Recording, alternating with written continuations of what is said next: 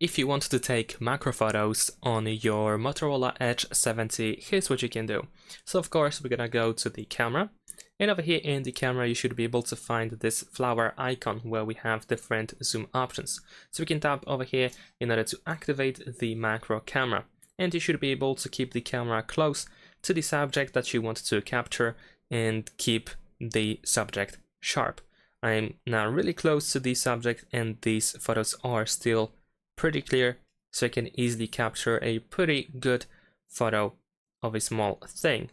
As you can see, perhaps on the video the quality is pretty good with this dedicated macro mode.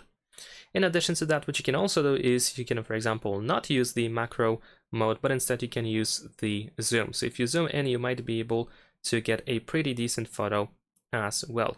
If you keep the distance between the subject and the camera, and use a bit of zoom, you should be able to capture a pretty good macro photo as well. However, of course, the more zoom you use, the worse the quality will be, so you have to keep that in mind.